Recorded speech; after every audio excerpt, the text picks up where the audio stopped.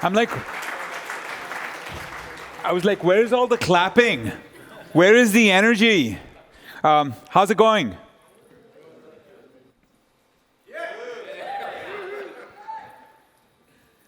Okay, we're going to try it once more. I really do have a lot of stuff to talk about. But how's it going? Okay, just once more. Just energy. How's it going? Thank you. Thank you. Really, really, really, really excited to be here. Especially since there's an atmospheric river that's going through California. So this is great weather. So I'm really, really, it is awesome to be here. This is our 4th RAG++. We did one in San Francisco in the end of June. We did one in New York, and then we did one in London. They were all tremendously successful. You're going to get the benefit of the best because we've gotten better at it. Or maybe you can tell us that we're getting worse at it, right? But I think we're getting much, much better at it. I just want to get a sense on what is this audience like? How many people here write code? All right. Now keep your hands up. Keep your hands up. This is. I need to keep you awake. What percentage of you actually have written a Gen AI app? So small percentage. That's cool. Okay. And the rest of you are generally in IT but very interested in Gen AI. Is that a good way to put it? All right. Great. So we actually have a bunch. Between Devor and myself, we have a lot of awesome content. So let me get started. This is how we think about the world. Okay, one other question: How many people know about data stacks? All right, that's good. Half the room. How many people actually know what Apache Cassandra is? It's the same half. Okay, that's awesome. How many people have used a product called Netflix? Great. So how many people have used a product called Spotify? All the recommendations that you get in Spotify and Netflix is powered by this awesome Apache open source database called Cassandra. It is the most scalable NoSQL database in the universe. It's not just on this planet, it's the universe. It just fucking rocks, right? And so we helped build that in 2010, and it's been hugely successful. It actually was a project that came out of Facebook when it used to be called Facebook. So why does a database company like ours that does NoSQL actually get the right to talk to you about AI? It's because of this slide. Because there's absolutely no AI without data, there's no AI without unstructured data, and there's absolutely no AI without unstructured data at scale. Unstructured data at scale is what we do for a business. Right? Take some of the largest databases in the world that are not transactional, that are not SQL-based, and they actually will probably be running Apache Cassandra underneath it. So it is our privilege to actually get started on this journey and be able to provide you with, we think, are 2 parts of it, right? We'll always give you the data modernization pieces on databases, but we also want to talk, most of our talk today is going to be about AI PaaSes. Right? What can we do to help you build better applications and how to think about it? And we'll give you the IT perspective and we'll give you the developer perspective. So let me start by saying this. This is my 5th wave, right? I was part of client server, was on the web, so been in the valley for a while. I was part of the web wave. Mobile was there, cloud was there, and now Gen AI. Lots of similarities of Gen AI to what I would say was the mobile world, right? The reason I say that is because I think we're in what I believe is the Angry Bird part, right? You remember Angry Birds on your iPhone a long, long time ago? That's the phase of Gen AI that we're in. So we're going to get better and better and better at it, and apps are going to get much more sophisticated, but we are still in the early days of it.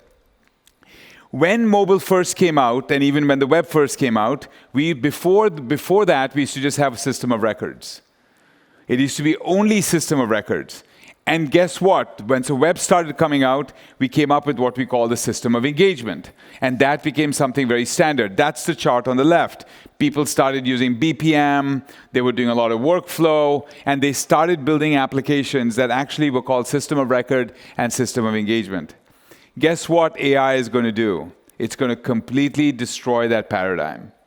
Business processes are going to get replaced by agents. We're here to talk about agentic frameworks because that's how it makes a difference, and we'll show you how we can do it visually, right? And this is not just simple conversational agents. These are, agents that can take actions and talk to each other to actually build business processes without, you can choose to have humans in there or not have humans in there. So we absolutely believe that the way you're going to get past business processes through agents, because agents are going to destroy business processes over a period of time. This is not about replacing human beings.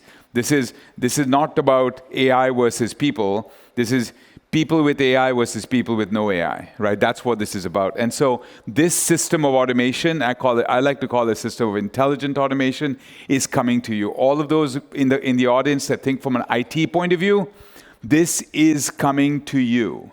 It is going to disrupt the world you live in.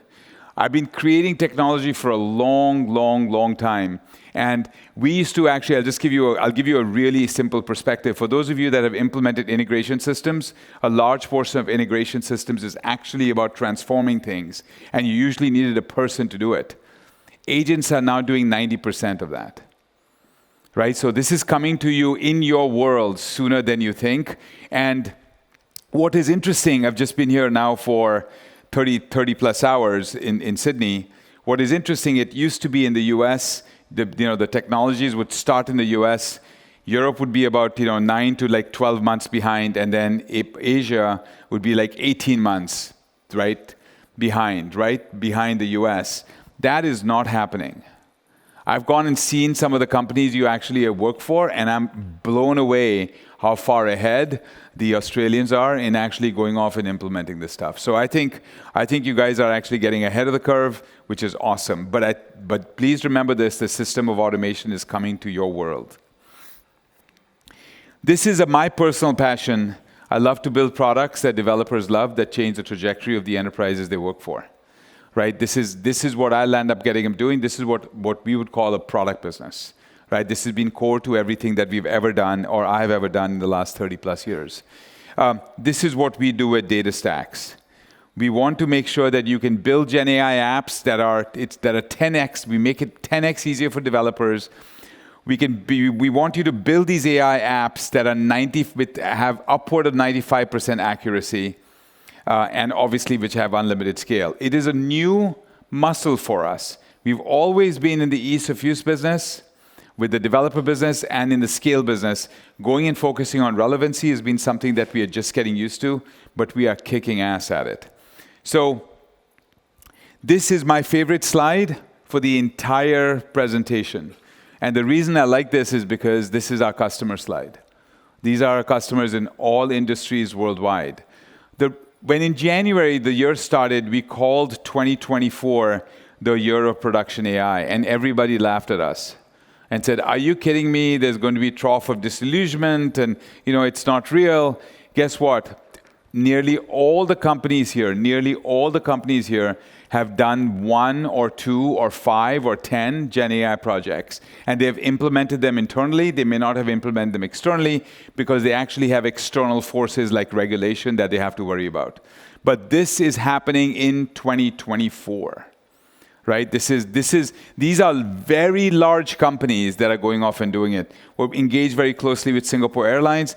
They are absolutely, in a very sophisticated way, protecting their brand, yet delivering some awesome, not just conversational chatbots, but actionable chatbots.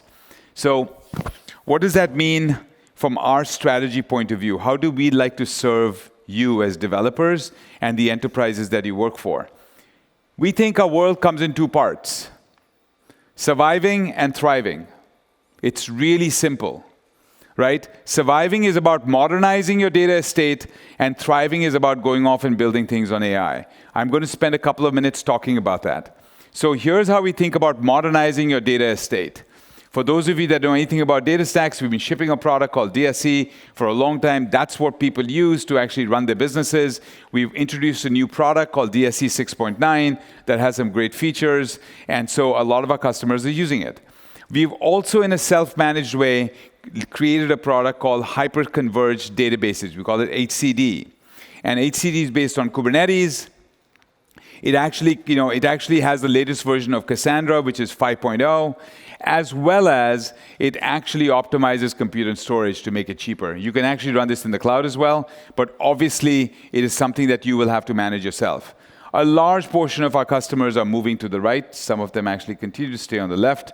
And for those that are using open source Cassandra are going to our cloud database, which is serverless, and it's actually available in all 3 clouds, and so that is actually working exceedingly well. The second thing is our DSC customers are moving to Astra, and then obviously we have a lot of customers that are coming directly and using Astra independent of GenAI.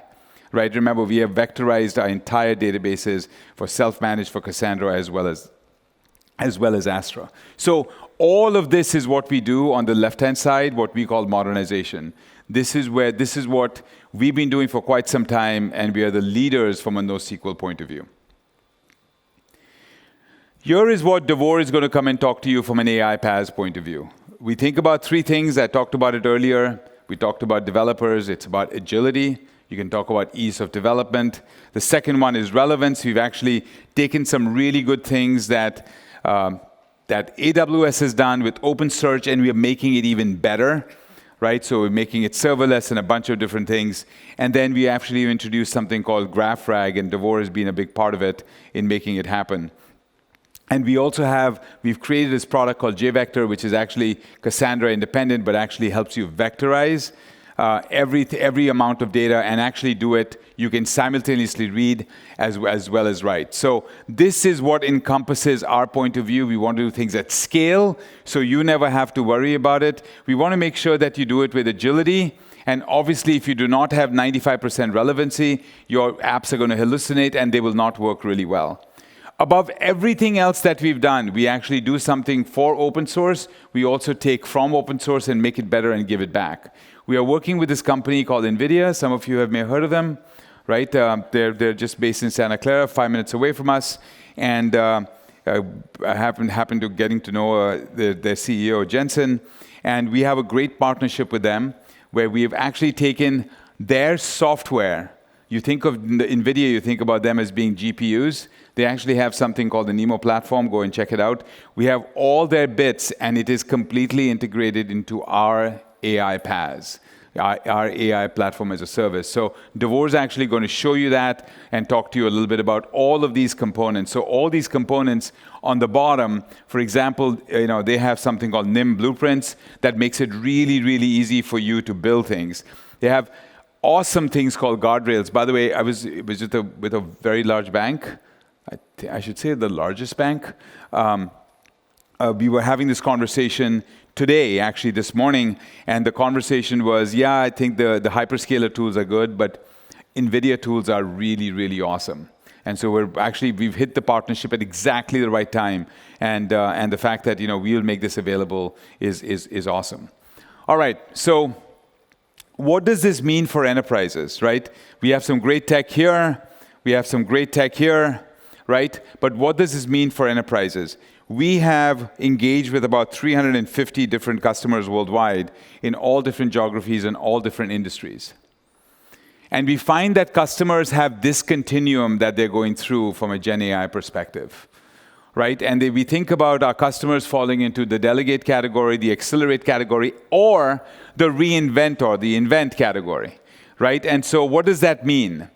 The simple answer for your superiors is to say, this is going to make it we're going to get really, really efficient. So let's cut off 30% of our cost. That's okay. Unfortunately, that never works. Over a period of time, that never, ever works, right?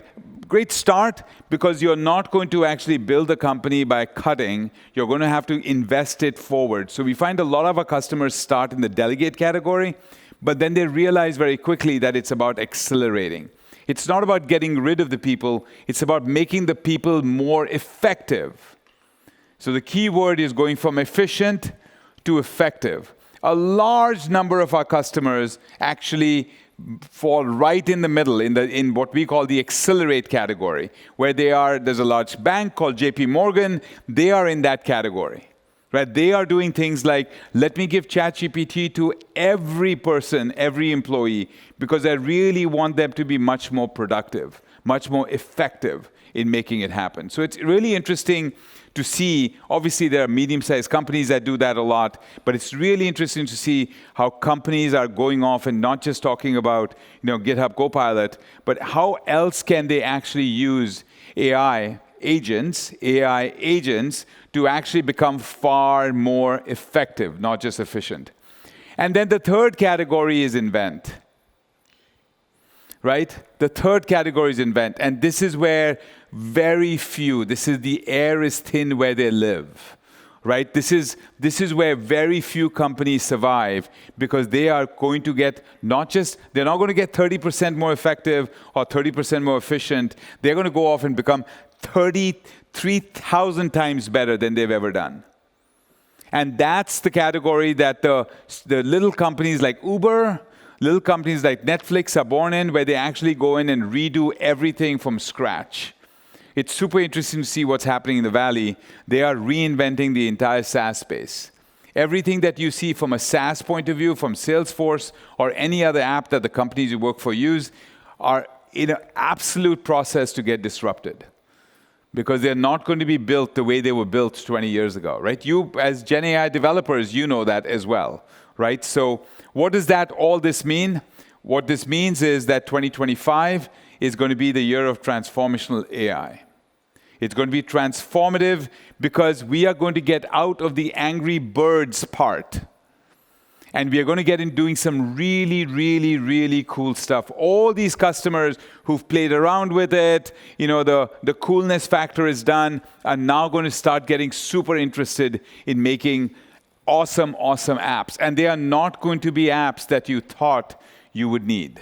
Right? These are things you will reimagine how you actually work. You'll reimagine how you actually engage with customers to make it happen. So we're pumped up. We talked about 2024 about being productive AI.